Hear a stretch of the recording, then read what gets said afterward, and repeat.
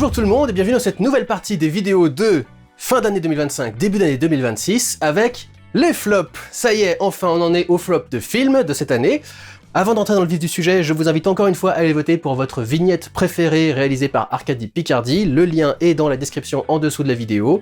Les votes commencent déjà à bien détacher des vainqueurs assez clairs, mais on sait jamais, peut-être que votre vote pourrait changer les choses, donc allez-y, allez voter pour chaque vignette que vous préférez. Hein. Vous n'êtes pas obligé d'en prendre qu'une seule, vous pouvez en sélectionner une dizaine, et c'est juste l'agrégation de tous vos votes qui font qu'on distinguera un vainqueur en particulier, c'est la vignette pour laquelle le plus de gens auront voté, mais vous n'êtes pas obligé de voter pour une seule. Vous n'êtes pas voter pour toutes, ce serait pas forcément très utile, mais ça peut se faire aussi, mais si vous votez pour 10 vignettes dans le truc sur les 12, ça marchera quand même, quoi, donc voilà, allez voter. On va donc revenir sur les 10 films que j'ai le moins appréciés de l'année. Ça ne veut pas dire que ce sont factuellement et techniquement les pires films de l'année, c'est juste ceux qui ne m'ont pas plu à moi, c'est une question de goût, c'est pas une question de fait.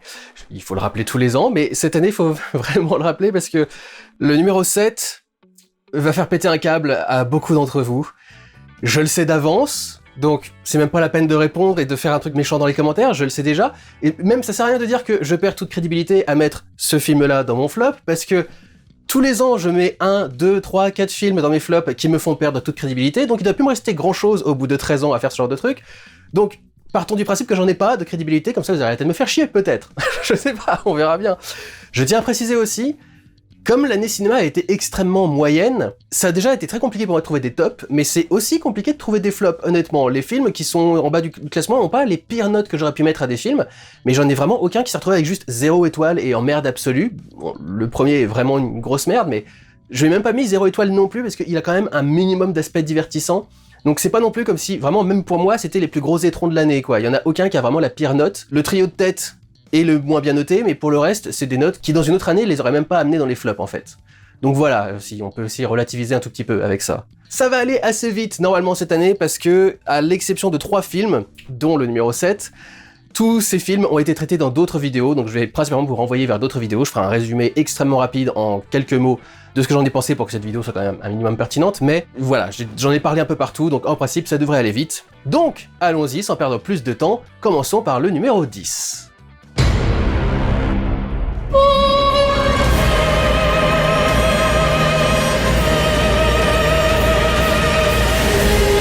Maria, réalisé par Pablo Larraín. C'est le traditionnel film à Oscar de Pablo Larraín sur une femme qui se fait chier. Il avait déjà fait Jackie avec Natalie Portman, il avait fait Spencer avec Kristen Stewart, et il a fait cette année Maria avec Angelina Jolie. Malheureusement, ça n'a pas marché, elle n'a pas été nommée pour l'Oscar de la meilleure actrice. Vous pouvez donc aller voir la vidéo que j'ai fait sur les Oscars cette année, où je reviens sur les différents films, pour voir ce que j'ai pensé véritablement du coup de ce film.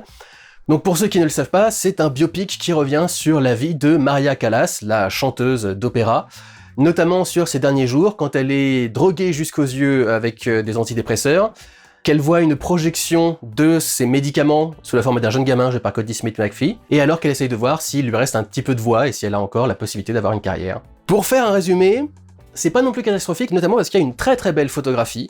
Les images de ce film sont absolument magnifiques, les tons pastels, les tons dorés, la façon de filmer les ciels, la façon de filmer les extérieurs, etc., etc. Il y a une patte artistique sur ce film qui est magnifique. Le montage est aussi plutôt pas mal, notamment dans certaines séquences qui te permettent de comparer sa voix de l'époque quand elle interprète une chanson et sa voix actuelle pour montrer à quel point elle l'a perdue, justement.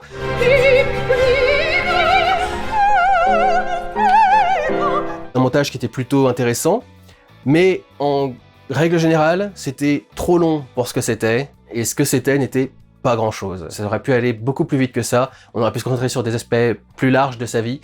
C'est pas non plus le pire film de l'année, encore une fois, hein. Tout ce qui va être là, à part les 3 premiers, c'est vraiment pas les trucs les plus nuls que j'ai vus dans l'année. Mais voilà, il faut bien mettre un ordre dans tout ça, donc voilà, je suis parti sur Maria en numéro 10. Passons au numéro 9. Has he always been like this? I love him and I hate him. A Real Pain, réalisé par Jesse Eisenberg. Ce n'est pas le premier film de Jesse Eisenberg, mais il l'a donc réalisé et écrit d'ailleurs. Ça revient sur 2 cousins juifs qui se rendent en Pologne sur les traces de leur famille et de leur grand-mère notamment, traces qui incluent malheureusement la Seconde Guerre mondiale et la Shoah. Donc le film traite d'un sujet quand même grosso modo assez lourd, Les deux personnages sont assez opposés. On a celui de Jesse Eisenberg qui est très stressé mais aussi très organisé, qui essaye de faire des trucs, et son cousin qui est victime de syndrome bipolaire et donc qui peut être à la fois extrêmement ouvert, épanoui et parler à tous les gars du groupe qui les accompagnent pendant leur voyage en créant des relations, etc. Et puis d'un seul coup, il peut complètement sombrer et pleurer, etc., etc. C'était clairement un film à performance pour les Oscars, comme Maria juste avant. Sauf que là, ça a marché. Kieran Culkin a obtenu son Oscar du meilleur acteur dans un rôle secondaire, je crois. À la surprise de personne, parce que donc, encore une fois, c'était un film qui était fait pour ça. Ça sent vachement le film français, au final, parce que c'est beaucoup d'atermoiements et beaucoup de trucs sur la famille, très centré sur les personnages. Très auteur en général, on pourrait dire, mais je trouve que ça fait très cinéma français au final. Moi, ce qui m'a dérangé, c'est qu'en fait, au final, je ne comprends pas l'arc des personnages, en fait. Je comprends pas ce qui a été accompli au fur et à mesure de ce truc. Le personnage de Kieran Culkin a dit sa vérité, ils ont confronté un peu leurs problèmes, etc., mais j'ai pas l'impression qu'ils aient progressé de quelque façon que ce soit. Quand la fin du film débarque, tu vois qu'ils sont vraiment restés au même stade, ce qui est peut-être le commentaire. Mais je trouve que, étant donné tout ce qu'on s'est tapé dans le film, c'était un peu long pour en arriver là. Maintenant, c'est peut-être le but, encore une fois. Je ne dis pas encore une fois que c'est le pire film de l'année, il y a plein de gens qui l'ont apprécié. Juste moi, je me suis un peu fait chier et j'apprécie pas cette conclusion d'histoire, encore une fois. Vous pouvez aller voir la vidéo sur les Oscars pour en savoir plus sur pourquoi j'ai pas aimé ce film, pour avoir plus de détails. Encore une fois, moi, ça m'a pas spécialement parlé. Donc voilà pourquoi il se retrouve en 9e position. Passons au suivant, qui sera notre dernier film des Oscars, je crois. Oui, c'est ça. Numéro 8.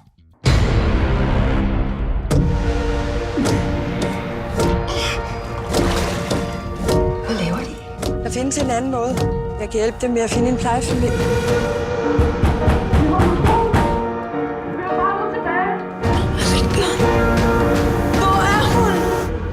La jeune femme à l'aiguille de Magnus von Horn. À nouveau, vous pouvez aller voir ma vidéo des Oscars pour avoir plus de détails, mais en fait c'est assez simple. C'est du pur mélodrame. Et je vous avoue que j'ai toujours eu du mal avec le style du pur mélodrame. Je surnomme ce film La souffrance de la douleur. Je vois pas de meilleure façon de résumer ce film. Ça parle d'une nana qui est couturière. Son mari part à la guerre et elle pense qu'il est mort. Elle commence à avoir une relation avec le patron de l'usine dans laquelle elle travaille. Elle est rejetée par la famille parce que c'est une pauvre, du coup elle se retrouve toute seule. Son mari revient mais c'est une gueule cassée. Elle est toujours enceinte mais elle peut pas avorter, officiellement en tout cas, légalement. Elle va faire une rencontre qui va essayer de l'aider un petit peu, mais elle va quand même finir par avoir le bébé, elle va le donner pour l'adoption, et après on va avoir tout un tas de retournements encore une fois. C'est vraiment du pur mélo, c'est le truc triste pour être triste en quelque sorte. Je ne dis pas que ce genre d'histoires n'ont pas pu se produire, c'est présenté comme une histoire historique, et je suppose que du coup il y a quelque chose comme ce qui a été révélé du coup à la fin de ce film qui s'est produit. Mais je trouve que ça en fait un petit peu des caisses. Le fait même de filmer le truc en noir et blanc pour aller jusqu'au bout du côté mélo et de la douleur et du machin, même la couleur disparaît, etc. J'ai eu beaucoup de mal avec le film, je trouvais que ça en faisait des caisses, c'était vraiment sortir les violons pendant tout le truc. C'est encore une fois une question de goût très particulier, et encore une fois, je vous dis, tous les films qui sont là sont pas spécialement mauvais, et j'aurais pas spécialement voulu les foutre dans un flop si ça avait été une autre année que cette année, mais l'année a été tellement moyenne qu'on est obligé de se retrouver avec des trucs comme ça, quoi. Donc voilà, La jeune fille à l'aiguille, encore une fois, moi ça m'a pas plu, ça pourrait peut-être vous plaire à vous si vous êtes dans le style, mais voilà, je trouve ça lourdingue, moi personnellement, au bout d'un moment. On va donc passer au fameux numéro 7, et c'est donc là que vous allez commencer à m'envoyer de la merde dans la gueule. Numéro 7. Viva la révolution! Une bataille après l'autre, réalisée par Paul Thomas Anderson. Je peux peut-être commencer par dire que je n'ai jamais apprécié un film de Paul Thomas Anderson. Il y en a un ou deux que j'ai pas encore vu de lui, comme Magnolia par exemple, mais Licorice Pizza j'avais détesté, There Will Be Blood j'ai trouvé ça nul aussi, je comprends pas cette fascination pour le monologue de fin du film, c'est un mec qui baragouine n'importe quoi et je comprends pas pourquoi tout le monde considère ça comme un texte extraordinaire. Je n'avais pas aimé The Master, qui était ma première confrontation à l'univers de Paul Thomas Anderson. Le seul film de lui que j'ai un peu aimé, et c'était un peu dans le même style que The Master finalement au niveau du thème, c'était Phantom Thread, qui était cette histoire de grand couturier et de sa femme. Ils avaient une relation qui était profondément toxique, mais qui manifestement leur convenait quand même. Et là, pour le coup, j'avais été un peu plus intéressé par le film. Celui-là, je l'apprécie. Mais sinon, j'ai jamais aimé un de ses films, et une bataille après l'autre, ne démord pas à la règle. J'ai en plus, cela dit, dans ce film-là, été déçu par absolument tous les aspects du film, ce à quoi je m'attendais pas forcément. Pour résumer vite fait l'histoire, Leonardo DiCaprio joue un homme qui appartenait à un groupuscule extrémiste et un peu terroriste de gauche, d'activiste de gauche, on pourrait dire, qui luttait pour l'ouverture des frontières et la migration libre, avec sa femme, Perfidy Beverly Hills, le nom le plus absurde du monde, mais ça va un petit peu avec le truc, qui a eu un enfant avec le personnage de Sean Penn, qui est le sergent, je crois, enfin un militaire quelconque qui s'appelle Lockjaw, c'est-à-dire mâchoire serrée. Encore une fois, les noms, c'est... Bref, on y reviendra un peu après. Le mec étant pourtant un énorme raciste qui veut rentrer dans un groupe de nationalistes blancs extrémistes qui s'appelle les Aventuriers du Père Noël. Encore une fois, on y reviendra quelques secondes.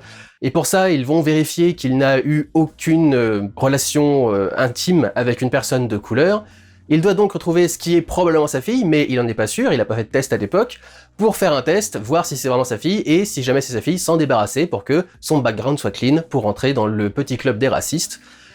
Donc, il va se mettre à sa poursuite, ce qui va réveiller le personnage de Leonardo DiCaprio, qui est grosso modo le Big Lebowski dans un film politique, donc une espèce de déchet, une vraie loque qui passe sa journée à fumer des joints, etc., qui va donc essayer de retrouver sa fille pour pouvoir la protéger de ce mec pendant tout le film.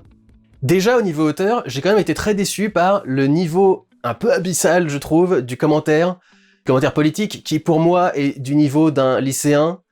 C'est-à-dire cette idée que, oh là là, le raciste qui en vérité est en train de bander sur une nana noire, la nana noire qui est une militante de gauche qui en vérité fantasme elle aussi sur un militaire. C'est du niveau de... ce commentaire que les gens font souvent, c'est les homophobes sont en fait des homosexuels refoulés. Et je trouve ça extrêmement insultant pour toutes les personnes qui se sont fait battre à mort par des soi-disant homosexuels refoulés et qui ont perdu la vie pour ce genre de truc. C'est un petit peu simpliste comme façon de voir les choses et je trouve vraiment pas ça très pertinent et un peu insultant, donc je vous le dis au final. Et d'ailleurs, je me rappelais même plus, mais on ne s'y trompe pas, il y a un moment où elle lui enfonce son propre flingue dans le cul, parce que c'est un mec bien mascu, mais au final c'est un homosexuel refoulé, sans doute quelque part. Enfin, je trouve ça assez ridicule.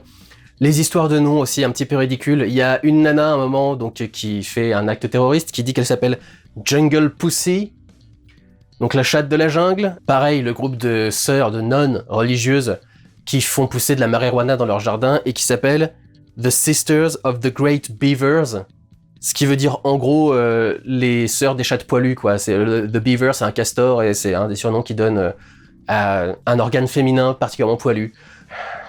Putain, le niveau, quoi. Un peu plus tard, je crois que c'est Perfidia qui dit « This pussy don't pop for you », qui veut dire en gros « Ma chatte ne mouille pas pour toi », on voit un truc dans ce genre-là.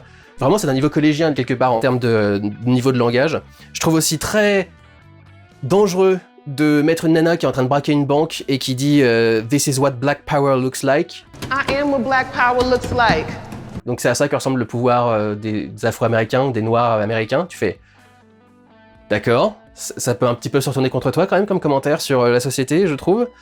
Et puis alors, le plan sur la meuf enceinte qui tire avec son AK-47, je vois tellement l'artiste qui se pignole sur la dichotomie entre la vie et la mort que franchement, j'en vomis dans ma bouche. Donc voilà, au niveau du commentaire que pourrait faire un auteur sur le monde avec un film comme ça, c'est clairement un film avec un commentaire, je trouve ça assez de bas étage tout de même. Niveau des acteurs... Le Leonardo DiCaprio, je sais pas pourquoi tout le monde est en admiration devant lui, il fait vraiment juste le Big Lebowski et c'est pas très intéressant comme performance, enfin vraiment j'ai pas été captivé par son jeu d'acteur extraordinaire ou quoi que ce soit. Le personnage en plus, un peu à la Big Lebowski à nouveau, n'a absolument pas progressé du début à la fin du film, mais autant dans The Big Lebowski ça va complètement avec la personnalité du mec, autant là, vu comment est-ce qu'il a commencé au début, tu te dis que c'était quoi le sens de tout ce parcours, en fait c'était pour en arriver à quoi au final. Il s'est un petit peu relâché par rapport à sa fille, c'est à peu près tout, mais voilà, je trouve que c'est pas un parcours particulièrement pertinent, particulièrement intéressant, et bien sûr il a été inutile pendant tout le film. Je trouve en plus qu'ils jouent tous des personnages qui sont assez détestables, alors c'est peut-être volontaire pour le coup, notamment le personnage de Perfidia Beverly Hills, ce nom, je l'ai trouvé profondément antipathique de sa première apparition à l'écran à sa dernière apparition à l'écran. Bon, à la limite, elle a une petite remise en question un peu plus vers la fin du film, ou vers le milieu en tout cas, quand elle veut se barrer après la naissance de sa fille et qu'elle dit « c'est un nouvel état de conscience ». This is a new consciousness. New consciousness. Yeah. J'ai levé les yeux tellement haut dans mes orbites qu'ils ont failli rester coincés, honnêtement. Enfin, c'est le personnage insupportable, vraiment insupportable. Et ça n'a rien à voir avec leurs convictions politiques. En plus, je trouve tout aussi détestable le personnage de Sean Penn, qui est une caricature surexagérée, etc. Ils sont caricaturaux. Je trouve que tous ces personnages sont ultra caricaturaux, ce qui est peut-être volontaire, ce qui est peut-être un commentaire, mais ça rend le message un petit peu trouble, à mon sens, si il veut vraiment faire un message sur quoi que ce soit. Heureusement que c'est pas elle qu'on suit. En vérité, au bout de 45 minutes, j'ai failli arrêter le film. Parce que je me suis dit, putain, si c'est comme ça pendant tout le film, je vais pas y arriver, quoi. Et en fait, au bout de 45 minutes, l'acte 1 se termine, c'est vraiment l'introduction de tous les personnages, tout ça. Et là, on en arrive véritablement à l'histoire, et on suit plus sa fille, qui est jouée par... elle a un nom très particulier, Chase Infinity, qui joue donc sa fille Willa, et elle, pour le coup, elle est déjà beaucoup plus appréciable. Tu arrives à comprendre son état d'esprit. C'est une ado qui a envie d'être un petit peu libre, et elle est réprimée de partout par son père, ou son beau-père. Et donc elle, pour le coup, je me suis un petit peu plus attaché, et j'avais un petit peu envie de voir ce qu'elle allait lui arriver quand même, quoi. Mais heureusement, parce que vraiment, je vous dis, au bout de 45 minutes, j'étais à 2 doigts d'abandonner complètement, quoi. En fait, c'est paradoxal. Au final, je trouve que le film est à la fois trop sérieux et trop con. C'est trop sérieux dans ce que ça essaye d'aborder comme sujet, avec notamment des sujets très politiques, l'immigration, le militantisme, etc., etc. Et en même temps, des trucs absurdes, comme les noms des personnages, comme le nom du groupe de racistes que veut rejoindre Sean Penn, et tout un tas d'éléments qui se produisent comme ça dans le film. Vraiment, je trouve que le film est maladroit et va un peu trop dans tous les sens, en fait, quelque part. J'ai aussi eu beaucoup de mal avec la réalisation. C'est le genre de film qui ne s'arrête jamais, t'as jamais un moment de répit, t'as jamais un moment de repos, t'as cette musique au-dessus qui est vraiment le genre de truc musique arty où c'est un espèce de piano qui joue des notes au hasard.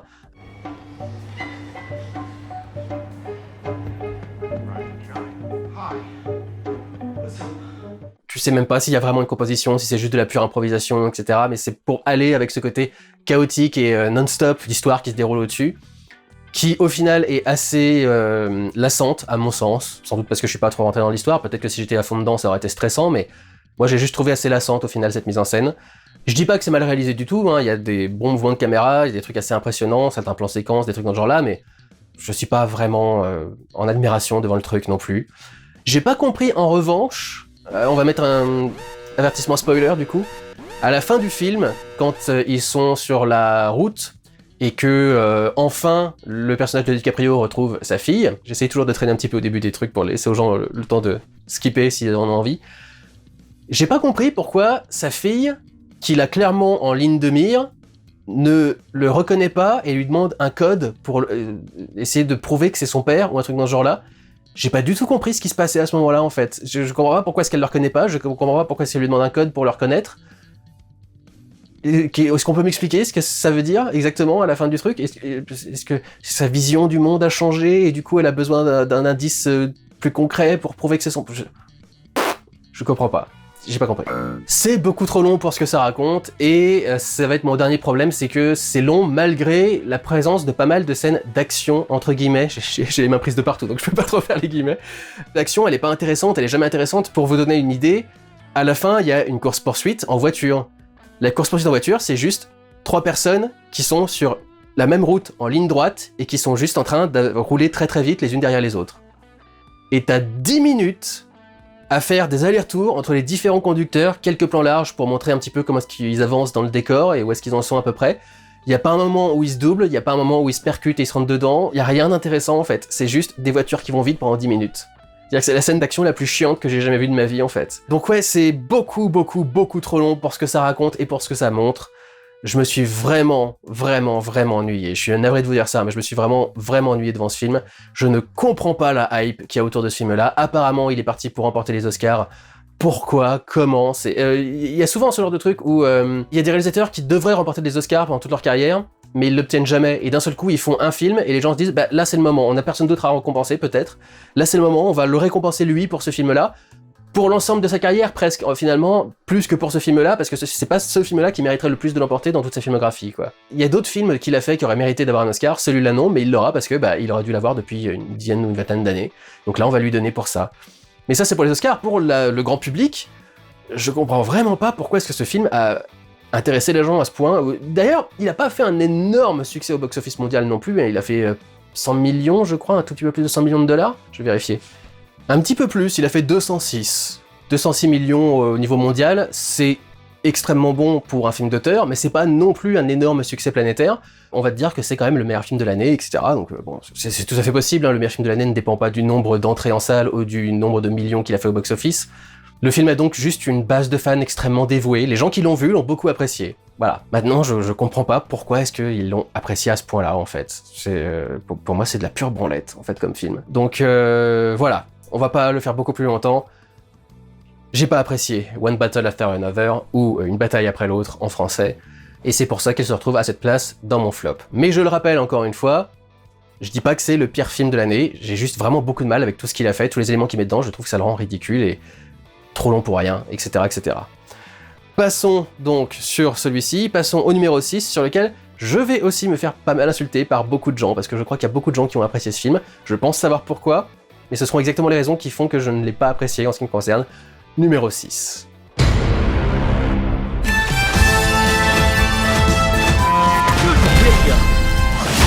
Escape from the 21st Century de Yang Lee.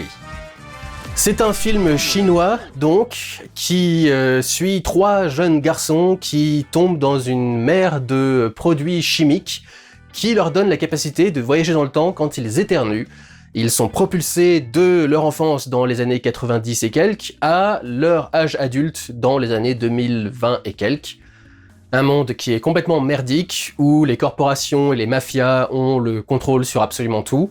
Ils ont une vie de merde, il y a une nana qui vit littéralement dans une caravane, et ils vont finir par découvrir tout un complot par la directrice d'une grande corporation qui souhaite répandre la formule qui leur a permis de voyager dans le temps au monde entier, pour que tout le monde soit endormi dans les années 90, changer le temps et amener le monde à ce qu'elle a envie qu'il soit, en contrôlant un peu toute la population.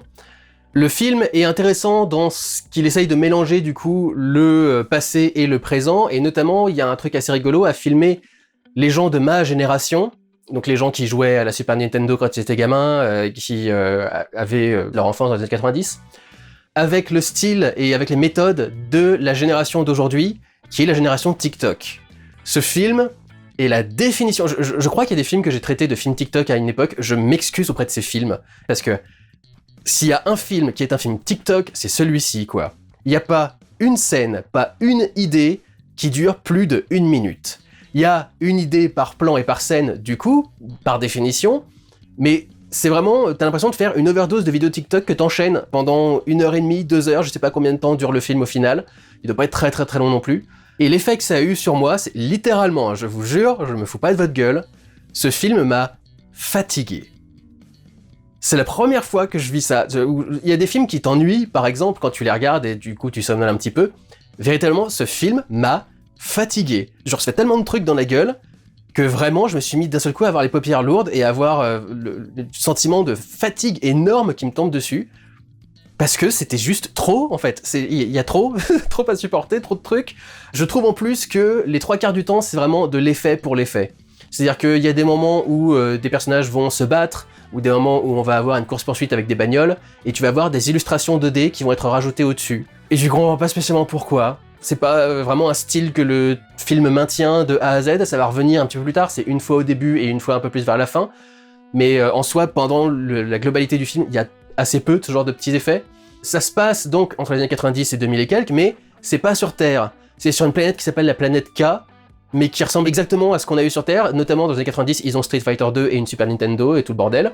Donc c'est une sorte d'Uchronie, mais qui est aussi... je connais pas d'équivalent de terme pour ce qui devrait être notre Terre, mais qui n'est pas notre Terre. C'est très bizarre, et t'as l'impression que c'est juste pour le plaisir de foutre 17 planètes dans le ciel au-dessus des personnages, ce qui est cool, hein, il y a tellement de trucs de Star Wars où j'ai dit putain, il y a même pas une planète dans le ciel, et là il y a 7 planètes dans le ciel, et je fais mais ça sert à rien. je sais que c'est paradoxal, mais enfin vraiment, dans Star Wars ça sert à quelque chose de foutre des planètes partout dans le ciel. Dans ce film-là, pourquoi, quoi? Est-ce que c'est juste pour justifier les écarts entre ce qui se passe dans le film et ce qui se passe dans le monde réel? Mais franchement, t'as pas besoin de ça non plus. Il y a un passage où ça passe au noir et blanc sans aucune raison. Il y a littéralement un moment où les personnages disent, ils brisent le 4e mur et font « Quel montage absolument inutile !» Et oui, c'est un petit peu ça, ouais. Il y a des trucs qui sont complètement inutiles dans ce que vous faites. Tout n'est pas très bien fait, d'ailleurs. À ce niveau-là, il y a toute une séquence au début où il y a une cheminée d'usine qui s'effondre. Et tu sens que c'est entièrement fait par ordinateur et c'est pas de très très bonne qualité. Mais bon, pas grave. Mais vraiment, enfin, le film a beaucoup trop d'idées qui te mélangent en même temps. Il y a tout un truc autour des ratios. Le film passe entre 7 ratios différents. Il y en a combien? Attends, 1, 2, 3, 4, 5. 5 ratios différents en un seul film. Et le truc, c'est que j'arrive jamais à comprendre ce qu'il représente exactement. Le passé est filmé en 1,55, donc c'est grosso modo un ratio carré. Le futur est filmé en 3,60. C'est-à-dire que c'est le ratio le plus comprimé, le plus boîte aux lettres que j'ai jamais vu. Je sais pas exactement à quoi ça sert, ce que c'est censé représenter, mais au moins ça fait une distinction claire entre les différentes époques. Sauf que, dans ces différentes époques, on va parfois avoir des ratios un peu différents. Parfois, le ratio dans le futur va passer au 2,76, qui est le ratio du 70-65 mm avec de l'anamorphique, ou au 2,35, qui est le scope classique.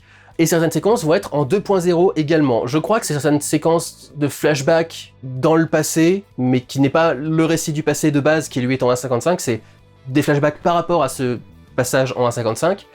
Mais les passages du coup en 2.35 et en 2.76, qui sont généralement dans le futur, je sais pas pourquoi d'un seul coup dans le futur ça passe à ces deux ratios-là, alors qu'on a un ratio qui est fait pour le futur qui est le 3.60. Au final, ça donne vraiment juste un sentiment chaotique, extrêmement chaotique, assez superficiel, vraiment l'effet pour l'effet. Ça impacte beaucoup la narration aussi, il y a des moments où tu comprends pas où est-ce que la narration s'en va, qu'est-ce qu'elle fait. Il y a un moment où il y a deux nanas dont ils sont amoureux différentes, et je crois qu'il y en a une qui meurt à un moment, et quand elle meurt, t'as l'impression qu'ils en parlent à peine, et ils switchent directement d'un seul coup au complot, qui n'était pas du tout présenté t'as l'impression qu'il y a deux moitiés au film. Il y a une moitié qui est vraiment centrée sur leur enfance et leur rapport à ces deux nanas, et t'as une moitié qui est plus concentrée sur le côté mafieux, qui a légèrement été préparé parce qu'il y a un des trois qui bosse pour eux, mafieux, entreprise étrange qui domine le monde, etc. Enfin, c'est un peu cyberpunk. Pour moi, tu sautes vraiment du coq à l'âne d'un seul coup entre deux scènes, et ça a été très laborieux pour moi. Ce qui veut pas dire que tout est acheté dans le film, il y a des effets qui étaient cool à voir, il y a des trucs qui étaient bien foutus, il y a tout un plan, notamment qui m'a bien marqué, qui est en drone, où il y a un des gosses qui essaye de courir pour faire un truc dans le passé, et il y a tout un tas de chaos qui se produit autour de lui, des avions qui tombent, des trucs dans ce genre-là, et c'est entièrement fait en plan séquence qui le suit dans les petites rues sinueuses de la Chine, je ne sais pas où exactement, Shanghai, Hong Kong, un truc dans ce genre-là. Il y a un moment où il se tape dessus avec le même tabouret à deux époques différentes, c'était un truc qui marchait plutôt bien. Il y a tout un tas de sketchs avec des miaulements de chats que j'ai trouvé assez rigolo pour le coup, et c'est pas toujours autour d'un chat. Il y a un scientifique fou qui transvase son cerveau entre différents corps, et t'as de la fumée qui sort de la suture et de la cicatrice au milieu. Il y a des trucs cool, et il y a des idées qui sont cool et inventives, mais le film aurait mieux fait de se concentrer sur une dizaine ou une vingtaine de ces petites idées-là, plutôt que d'essayer d'en foutre 12 000, et au bout d'un moment, elles finissent toutes par se mélanger les unes avec les autres, et ça devient complètement chaotique, quoi. Donc voilà, je suis navré pour les fans de ce film, il y en a pas mal, je les ai vus passer sur les réseaux sociaux, et je pense voir pourquoi, je pense vraiment que c'est le film d'une génération plutôt moderne. À mon sens, c'est pas le film de ma génération à moi, et en tout cas, moi, ça m'a littéralement fatigué. Ça vous expliquera aussi peut-être pourquoi je regarde jamais TikTok et trucs dans ce genre-là, et pourquoi j'ai pas envie de faire de shorts non plus. J'aime pas cette façon de faire les trucs beaucoup trop rapides. J'aime bien quand on prend un minimum le temps de faire les choses correctement. Et là, ça fait trop de choses. Correctement, hein, pour la plupart d'entre elles, mais ça fait trop de choses et... overdose. Overdose complète. Je suis pas tout à fait opposé, par contre, au message du film, qui est... à un moment, ils disent le plus gros mensonge, c'est que les choses vont s'améliorer avec le temps, que je peux comprendre. L'idée qu'ils peuvent pas lutter contre l'avenir, mais ils continuent d'avancer quand même, etc., etc. Je suis pas contre les idées du film. J'aurais juste aimé qu'ils les présentent d'une façon un peu plus digeste, honnêtement, parce que moi, j'ai fait une indigestion. Voilà pour ce numéro 6 du flop, et nous allons passer maintenant au numéro 5.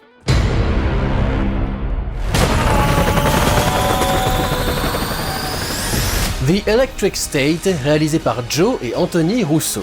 C'était censé être le méga blockbuster de Netflix cette année, et c'était juste nul à chier. Je vous invite à aller regarder mon rattrapage de mi-année dans lequel j'avais parlé de ce film. Mais c'est assez simple, en gros tout est raté, rien ne fonctionne. C'est horriblement écrit, le scénario est nul, les dialogues sont atroces, il y a toute cette séquence au début du film où le gamin se prend la tête avec un militaire random qui l'a bousculé en sortant d'un bâtiment, et les mecs se mettent à se parler comme s'ils se connaissaient depuis 20 ans et qu'ils avaient une rivalité bien installée, tout le bordel. Le grand sacrifice à la fin ne me paraît absolument pas nécessaire. C'est pas aidé par le fait que ce soit extrêmement mal joué de la part de tout le monde, Millie Bobby Brown, bien sûr, mais aussi le gamin, mais aussi les autres acteurs, mais aussi Chris Pratt. Je sais pas ce qui s'est passé pendant le tournage de ce film, parce que Chris Pratt, par exemple, il est quand même capable de sortir des performances qui passent pas trop mal dans certains films, mais alors là, vraiment, il y avait rien à sauver de sa performance. T'avais un sentiment de petitesse, d'étroitesse dans absolument tous les décors, la maison du début, le hangar entre guillemets, parce que c'est vraiment tellement petit, c'est un garage du personnage de Chris Pratt, et surtout j'avais dit, c'est un film qui passe comme une croisière en bateau, tu ne sens aucun changement d'intensité, que ce soit dans l'action ou dans l'émotion, tu ne sens jamais véritablement le film s'élever à un moment ou à un autre, c'est toujours absolument plat, je n'ai vraiment absolument rien ressenti devant ce film. Il y a un bon point à noter, c'est les effets spéciaux qui sont d'excellente qualité. Là pour le coup, c'est vraiment parmi les meilleurs effets spéciaux que j'ai vus depuis très longtemps dans un film. Tu sens qu'ils ont eu le temps de faire tout ce qu'il fallait comme il fallait, et absolument tout rend parfaitement bien à l'image. Donc c'est sûr, à ce niveau-là, nickel quoi, rien à redire au niveau des effets spéciaux, mais le film en lui-même est juste nul, pas intéressant, et voilà, c'est tout ce que je vais en dire ici. Si vous voulez un peu plus de détails, vous pouvez aller voir la vidéo de rattrapage de mi-année, et nous on passe au numéro 4. Superman, réalisé par James Gunn. Honnêtement, j'en ai marre de revenir dessus. Je suis revenu dessus une fois en vlog, une autre fois dans un reaction shot. Les gens ont fait exprès de pas comprendre ce que j'essayais de dire. C'est votre problème. Donc, pour essayer de résumer très rapidement, ce n'est pas Superman. Quoi que vous essayez de dire, quel que soit votre argument, ça n'est pas Superman. Il y a quelqu'un qui a essayé de me défendre le truc en disant mais justement, c'est bien que ce soit pas un surhomme ou un homme parfait parce que ça n'existe pas. Et vraiment, je me suis pris la tête dans les mains et c'est mais Superman non plus, ça n'existe pas. C'est justement tout le principe, c'est d'en faire une allégorie, c'est d'en faire une métaphore d'un homme parfait, d'une humanité parfaite, ce qui veut dire qu'il peut pas faire toutes les conneries qu'il fait dans ce film-là, et que si tu n'en fais pas ça, tu n'en fais plus Superman, justement. C'est dans son nom, Superman, c'est un super homme. Bordel, c'est le principe du mec d'être un parangon de vertu, d'être un mec parfait, etc., etc. Et c'est absolument pas ce qu'il est dans ce film-là, quoi. Il se fait martyriser par tout le monde, il n'a aucun impact sur quoi que ce soit, et l'impact qu'il a, il est pas forcément bon. Pour moi, c'est un film qui justifie l'interventionnisme américain, par exemple. Les gens me disaient que non, c'était très bien qu'il y a un mec qui décide de enfin faire quelque chose alors que tous les organismes d'État et l'ONU et les trucs dans ce genre-là ne faisaient rien. Qu'est-ce que vous pensez du Venezuela, du coup, et de ce qui est en train de se passer en ce moment? Ça fait quoi d'avoir un mec qui se considère comme le flic du monde et qui décide pour tout le monde de ce qui doit se passer, même quand c'est une personne pas forcément très cool, qui est destituée de son pouvoir? Parce que du coup, c'est ce que vous avez défendu avec Superman, hein, c'est ce qui se passe en ce moment avec Trump et le Venezuela. C'est pas du 1 pour 1, c'est pas absolument identique, mais voilà quoi, c'est pour ça que le fait de trop penser à certains conflits en particulier fait que ça déforme votre morale, parce que justement, il suffit d'un conflit qui est un petit peu plus gris, et d'un seul coup votre morale tombe complètement à plat en fait. Et c'est justement pour ça que Superman est censé avoir un code moral à toute épreuve, et qui fait aussi qu'il y a certains moments où il doit rester en retrait, il doit laisser l'humanité gérer comme toute seule en fait. En soi, en tant que tel, c'est pas un mauvais film, mais c'est le pire Superman que j'ai jamais vu de toute ma vie. Voilà. De toutes les incarnations de Superman qui existent, c'est celui qui s'éloigne le plus de tout ce qui a été fait avant, au point où, à mon sens, ça n'est plus Superman. Donc voilà, pour le numéro 4. On va maintenant passer au trio de tête, et là, véritablement, c'est des films que j'ai détestés dans l'année. Passons au numéro 3.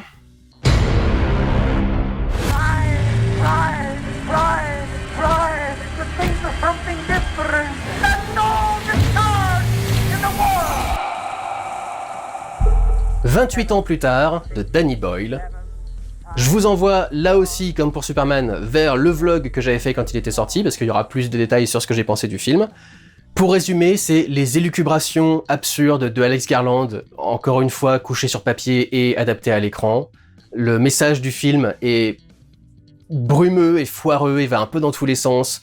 Il y a des gens qui y voient une métaphore du Brexit et de l'Angleterre isolée du reste du monde. Ce qui, à mon sens, marche pas des masses, parce que le reste du monde est zombifié de A à Z, et du coup, c'est pas une si mauvaise chose, on est détaché, donc ça donnerait raison au Brexit, quelque part. Peut-être que c'est une métaphore du Brexit, mais comme c'est fait par Alex Garland, et que c'est un débile qui ne comprend rien au monde, évidemment, c'est mal foutu. J'ai vu une interview de lui, il y a pas longtemps, qui revenait sur Civil War, et le mec dit qu'il a pas voulu, justement, politiser son truc, parce qu'il dit, un président qui décide de fermer le FBI, qui décide de prendre un pouvoir dictatorial sur le pays entier, etc., ne devrait pas être une question de clivage politique, une question de droite-gauche, c'est quelque chose que tout le monde devrait rejeter. Et t'as envie de lui dire, mais oui, mais pauvre con, c'est justement pour ça qu'il faut dénoncer la droite américaine actuelle, parce que la droite américaine actuelle estime que justement, non, c'est tout à fait valable, et c'est justement là la base du problème, et c'est ça qui va foutre le pays à feu et à sang au bout d'un moment, quoi. Ce qui est justement en train de se passer en ce moment, avec les histoires, les affaires qu'il y a autour de Ice, avec la personne qui vient d'être tuée dans les rues par cette espèce de police masquée qui ne respecte quasiment rien des règles de base de la police, etc., etc. C'était justement de ça que tu devais parler dans ton film, espèce de crétin absolu, et c'est pour ça que c'est absurde d'avoir fait ce film-là et de parler que du journalisme. Mais bon, on était sur 28 ans plus tard, peut-être qu'il y a un truc sur le Brexit, mais si c'est le cas, c'est mal foutu. Il y a tout un symbole autour du personnage qui est joué par Jack O'Connell, qui ressemble apparemment à un ancien animateur d'émissions pour enfants anglais, qui est mort il y a quelques temps, et il a été révélé quelques années après sa mort qu'en vérité c'était un pédophile. Je sais même pas ce que c'est censé dire ou faire dans le truc, je sais pas pourquoi ce personnage-là, manifestement sera plus traité dans le nouveau, le 28 ans plus tard, le Temple des Morts, qui vient de sortir là quand je suis en train de tourner cette vidéo, le mercredi 14. Mais je sens que ça va être brumeux et foireux et bizarrement foutu également. J'ai aussi beaucoup de mal avec sa dénonciation de la masculinité toxique, qui revient de son film Men, parce que en vérité, il fait pas vraiment de distinction entre masculinité tout court et masculinité toxique. T'as l'impression que toute forme de masculinité est toxique. Évidemment, le père est à deux doigts de frapper son gosse, va tromper sa femme, est ultra nerveux et tout le bordel.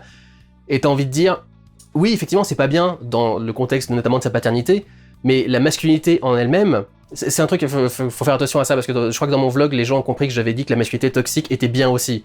La masculinité tout court est bien aussi. Lui, il dit que toute masculinité est toxique, mais la masculinité dans un monde où t'as des zombies partout et tu dois lutter pour survivre, c'est pas forcément l'idéologie la plus inutile et la plus désagréable du monde à avoir, en fait, dans ce contexte-là précis.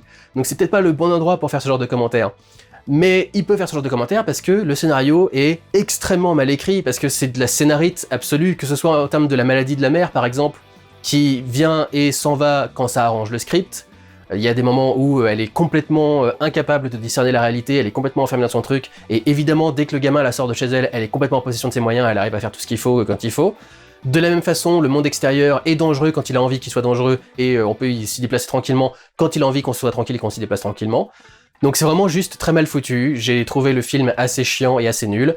En termes de réalisation, d'ailleurs, parce que j'ai beaucoup parlé d'Alex Garland, mais en termes de réalisation, il y a aussi beaucoup de trucs qui marchent pas trop. Ce principe de tout filmer à l'iPhone, ça marche plutôt bien, mais toute cette histoire de planche avec 24 appareils photo, enfin 24 iPhones disposés dessus pour filmer certaines scènes d'action et certains trucs, qui utilisent maximum 7D photos avec un rendu dégueu, parce que l'effet a pas marché, en soi, ça sert à quoi dans le film? Et je trouve que ouais, il y a beaucoup de trucs qui marchent pas dans le film. Le montage au début qui refout la musique qui était dans la bande-annonce, parce que la bande-annonce était extraordinaire et avait marqué tout le monde, mais réintégré dans le film, ça marche pas, parce que tu pensais qu'il y avait justement tout un truc par rapport aux soldats et par rapport à l'aliénation provoquée par le conflit constant et par la guerre, etc., etc., et c'est pour ça qu'on parlait des soldats avec leur poème Boots.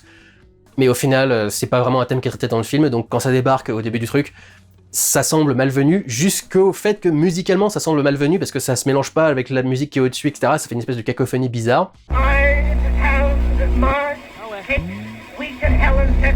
Pour moi, c'était un ratage, ce 28 ans plus tard, assez complet, je dirais. Il y a des trucs qui sont un peu réussis par-ci par-là, mais c'est vraiment pas la majorité du film, et grosso modo, j'ai vraiment trouvé que c'était pas bon. Donc voilà pour ce qui est du numéro 3, passons au numéro 2, et là pour le coup, personne ne me fera chier sur le numéro 2.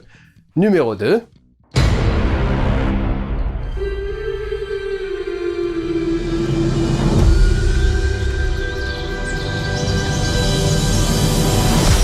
Blanche-Neige, réalisé par Mark Webb. À nouveau, je vous invite à aller voir mon vlog, mais il a fait pas mal de vues, donc je suppose que la plupart d'entre vous l'ont déjà vu. Pour résumer, tout est à chier, la mise en scène est à chier, et c'est vraiment terrible pour un mec comme Mark Webb, qui est très doué en mise en scène, et qui est notamment doué pour faire de la mise en scène avec de la musique, et malgré tout, les scènes de comédie musicale sont filmées de façon la plus chiante possible, et il n'y a rien de très intéressant dans sa mise en scène. C'est à chier dans la gestion de la reine, cette pauvre Gal Gadot, elle aurait pu être reconnue pour sa performance dans le film s'il l'avait juste laissée telle qu'elle est au début du film, en mode un peu méprisante, à lever des sourcils, à sortir des répliques qui cassent, etc., à avoir des mouvements assez minimalistes. Là, elle le joue bien, à partir du moment où d'un seul coup, il la fout en comédie musicale et où elle fait des chorégraphies, et elle fait des machins super bizarres et elle devient complètement surexcitée. Là, pour le coup, la performance de Gal Gadot, elle devient assez nulle, et du coup, elle paraît être une actrice de merde, alors qu'elle l'est juste à un certain moment du film. C'est à chier d'ailleurs au niveau des chansons également, parce qu'ils en ont fait revenir que genre maxi 2 ou 3 du dessin animé d'origine, et toutes celles qu'ils ont rajoutées ne collent absolument pas en termes de musicalité au reste des compositions, tu comprends vraiment pas, c'est quand même pas un truc absurde et compliqué à comprendre, que tu dois respecter un certain style musical quand tu fais des nouvelles chansons dans un truc qui inclut des chansons d'un vieux style et d'un style ancien, quoi. Ce serait même un exercice intéressant d'essayer de reproduire ce style de l'époque, mais non, ils ont juste fait des chansons qui sonnent ultra modernes et ultra Broadway, et ça colle pas du tout avec le reste du truc. C'est à chier au niveau du scénario avec ce surplus de personnages, parce qu'on a les 7 nains, mais tu sens qu'ils n'ont pas été sûrs de les mettre jusqu'au bout, parce qu'il y a eu tout un tas de problèmes et de polémiques autour du fait d'assimiler les nains de fantasy avec les personnes atteintes de nanisme dans le monde réel. Donc ils ont rajouté ces 7 voleurs, qui contenaient une personne de petite taille d'ailleurs au milieu du truc, Et malgré tout, au final, ils ont quand même foutu les nains d'origine avec des nains un peu fantastiques et magiques, qui n'ont pas vraiment de magie d'ailleurs, si ce n'est faire briller des joyaux, ça ne sert à rien dans le film. Et donc au final, le film est surchargé de personnages et t'as pas le temps de les présenter ou quoi que ce soit. Et au niveau des personnages, la pire est bien sûr Blanche-Neige, qui est traitée à la strong independent woman, mais à un point où elle en devient une grosse conne. C'est ce moment où la nana débarque dans la maison des nains, squatte leur lit et squatte leur maison par la suite, et malgré tout, le lendemain, quand elle se réveille, elle leur dit « Dis donc, votre maison elle est crade, vous devriez la ranger un petit peu, quoi ». Et elle ne fait que chanter pendant que c'est les nains qui se tapent tout le ménage à faire, donc c'est vraiment... Non seulement je débarque chez vous, mais en plus je vais vous dire quoi faire chez vous, quoi. Enfin, ça marche pas, ça la traite vraiment comme une conne.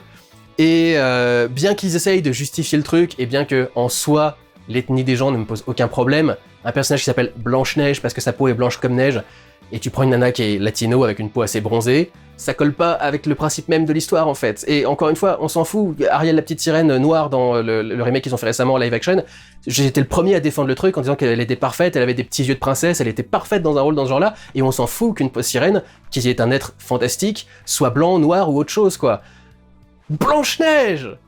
Quand même, merde, Blanche-Neige, c'est dans le nom, littéralement, quoi. Et il y a des gens qui m'ont répondu, du coup, c'est un truc raciste, mais est-ce que vous accepteriez un film qui s'appelle Barberousse, où on a un mec qui est imberbe? Ou un mec qui a de la barbe, mais qui est blond ou brun, par exemple, quoi. Il y a un moment, il faut coller un minimum avec le truc de base, quoi. Si tu fais Barberousse, tu dois mettre un mec avec une barbe rousse. Si tu fais Blanche-Neige, tu dois mettre une nana qui est blanche comme neige. C'est juste du bon sens, en fait. Enfin, voilà. Et maintenant, nous allons passer au dernier film, le pire film de l'année, le flop numéro 1, et pour une fois, personne ne me fera chier sur mon numéro 1 du flop de l'année, numéro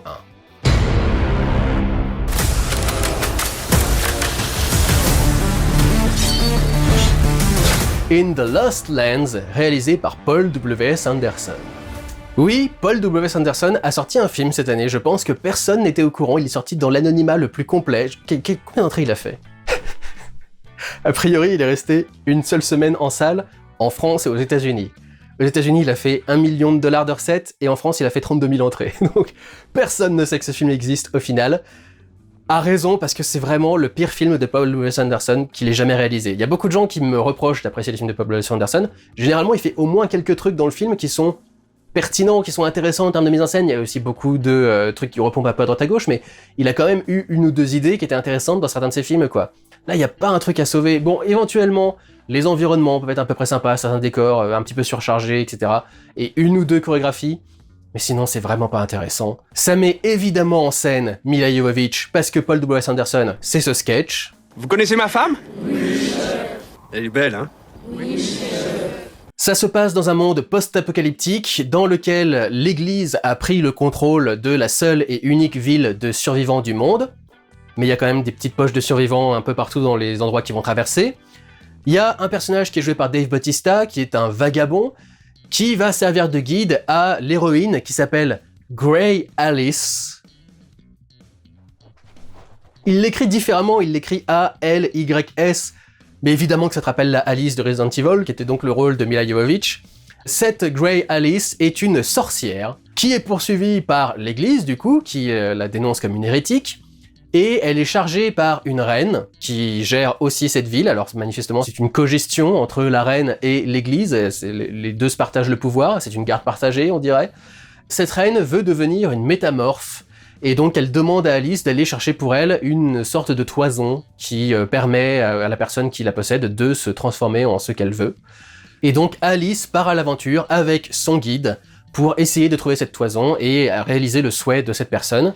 Mais l'histoire va être compliquée, et inutilement compliquée, par le fait que cette Grey Alice, tout le monde peut lui souhaiter ce qu'elle veut. Elle dit « je ne refuse personne ». Et tu fais « mon Dieu !» Alors déjà, il y a des souhaits absolument atroces qui vont être réalisés par cette nana, parce que si tu ne refuses personne, ça veut dire que si Hitler vient te voir et te dit « je veux tuer le monde entier », tu vas le faire. Donc c'est assez atroce en fait, comme politique et comme façon de faire le truc. Et ça crée aussi des gros conflits d'intérêts, parce que t'as deux personnes qui peuvent souhaiter deux trucs opposés, c'est d'ailleurs ce qui se passe dans le film, et comment est-ce qu'elle fait pour offrir ce que les deux personnes veulent, quoi. Alors le scénario étant très mal écrit, il fait en sorte qu'effectivement, il y a une résolution à ce conflit de base, mais ça n'a pas de sens en fait de fonctionner comme ça. Et en fait ça va être le truc principal de ce film, c'est absolument rien ne marche. Si tu y réfléchis 2 secondes, mais même en règle générale, absolument rien ne marche, aucune idée ne fonctionne. Le film est introduit par Dave Bautista qui regarde la caméra et qui fait « Attention, l'histoire que je vais vous raconter n'est pas pour ceux qui ont le cœur léger », qui est une grande réplique one-liner américaine.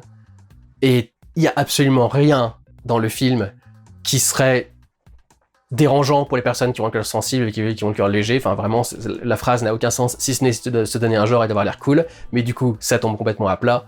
D'ailleurs, Dave Bautista et Milla Jovovich ont l'air tous les deux de se faire chier comme des rats morts. Quand tu les vois en train de jouer, quand tu les vois en train de discuter, t'as vraiment l'impression qu'ils sont pas du tout investis dans leur rôle. Ce monde n'a aucun sens et tombe à plat aussi, parce que donc on dit qu'il y a une seule ville de survivants, mais quand ils font quelques jours de marche, ils tombent sur un petit camp avec un frère et une sœur qui ont survécu. Enfin, au final, il y en a des survivants un peu ailleurs, en fait. Bon, c'est la seule ville, mais c'est pas le seul endroit où il y a des survivants non plus. Le film est découpé avec un calendrier lunaire, entre guillemets. Et donc en gros, ils ont 5 jours avant une éclipse de lune, et ils doivent accomplir leur mission avant que l'éclipse de lune ait lieu. Mais tu dis, pourquoi faire ça sur 5 jours, et pourquoi découper l'histoire sur 5 jours, quand en vérité, il y a 2 jours qui sont dédiés entièrement à juste se promener dans le désert, et faire un bivouac, et camper quelque part à un moment ou à un autre de l'aventure, quoi. Pourquoi 5 jours fait en 3, comme n'importe quel film qui est découpé selon 3 actes, etc., etc., ça aurait beaucoup mieux fonctionné, et comme t'as 2 jours qui servent à rien, bah oui, fais sur 3, quoi. Oui, c'est vraiment ce genre de truc, pourquoi cette idée de merde en fait? Pourquoi t'as eu l'idée de faire ça? Peut-être que à la base il y avait une version longue du film où il se passait quelque chose pendant ces 2 journées, mais t'as vraiment pas l'impression. Et du coup, au final, l'histoire est juste encadrée par un truc qui n'a pas vraiment de sens. Il y a 2 jours qui servent à rien sur les 5. Donc pourquoi est-ce que t'en mets 5? C'est vraiment, vous voyez, c'est le genre de truc complètement con.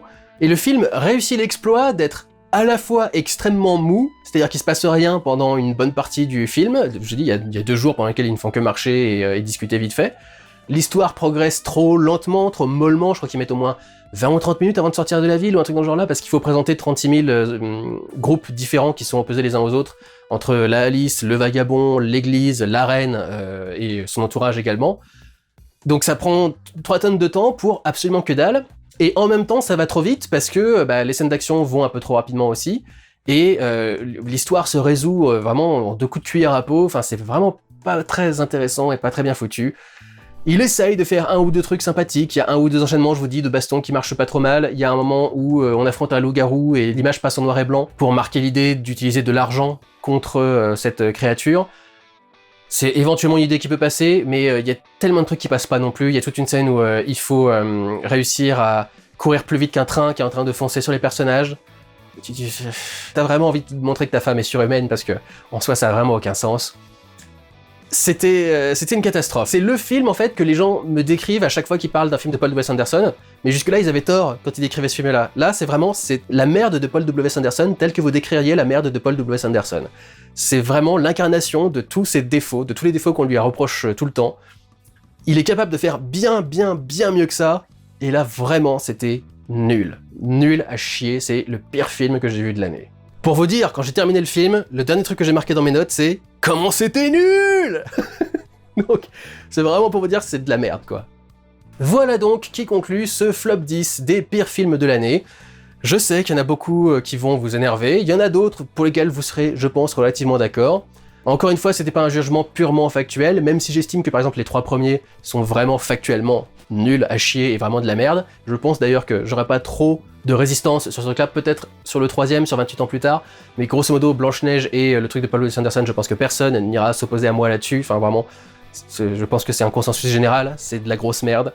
Donc voilà, j'espère que vous aurez apprécié cette vidéo de flop, et j'espère vous retrouver pour la vidéo des tops. Prenez soin de vous, allez voir des films, ciao.